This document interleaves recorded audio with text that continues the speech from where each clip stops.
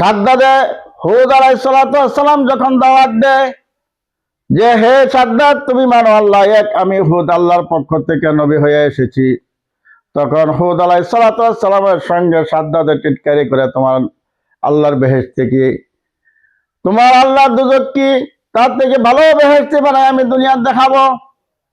তখন ওই সাদ্দাদে 3000 সেনাপতি, ওই তার রাজত্বের ভিতরে 3000 সেনাপতি সে জোগাড় করলো, আর এই 3000 সেনাপতির সঙ্গে আরো 3000 করে লাগাই দিল, যে আমার রাষ্ট্রের ভিতরে, আমার রাজত্বের ভিতরে যার কাছে যত মাল ধন সম্পদ আছে সব কিছু আমার কাছে নিয়ে আসো। তখন তারা রাতে দিনে ঘুরতে লাগলো, আর সবার বাড়ির থেকে টাকা পয়সা ধন সম্পদ সোনা দানা সব কিছু একসাথে জমা করলো। জমা করে হযরত হুদ আলাইহিস সালাম এদিকে তো দাওয়াত দিতেছে, ওরা সব কিছু জমা করছে, জমা করে এই সাদ্দাতের কাছে আনিয়া জমা দিছে।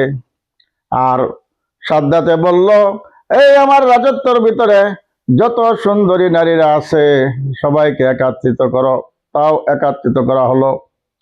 সর্বশেষ যখন একজন বিধবা বুড়ি মানুষ ওই সাদ্দাদের রাজত্ব বাস করে, বুড়ি মানুষটার কোনো জামাই নাই, বিধবা, সে একা একা, তার মাত্র একটি মেয়ে, ওই একটি মেয়ে নিয়ে সে বাস করে। সাদ্দাদে তার কাছে মানুষ পাঠালো যে ওই মেয়ের কাছে 1 ভরি স্বর্ণ আছে, তাও তুমি চিনাইয়া নিয়ে আসো।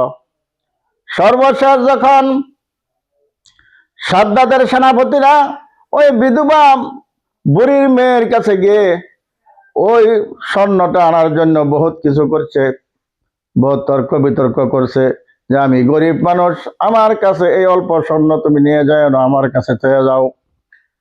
তখন সাদ্দাদের সেনাপতিরা শুনল না, ওই বুড়ির মেয়ের কাছে যা কিছু সোনা দানা সব কিছু নিয়ে আসলো। তখন বুড়ি কানতে কানতে মাটিতে গইরে গইয়া আল্লাহ রাব্বুল আলামিনের কাছে বদদুয়া করলো, রাব্বুল আলামিন, আমি একজন বিধবা, আমার কাছ থেকে যে স্বর্ণগুলি নিয়ে গেল, আমার মেয়ের গলা খালি করে দিল, আমি বুড়ি হইয়া তোমার বান্দা হইয়া তোমার কাছে আমি দোয়া করি, এই সাদ্দাদে স্বর্ণ ব্যবহার করে, সাদ্দাদে এইগুলি ব্যবহার করে যা কিছু বানাবে, তার নিজ চোখে যাতে তার দেখার সমর্থ না হয়।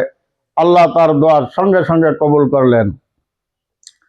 তখন আবার সেনাপতিকে বলছে যে খুব সুন্দরী রূপবতী যত মেয়ে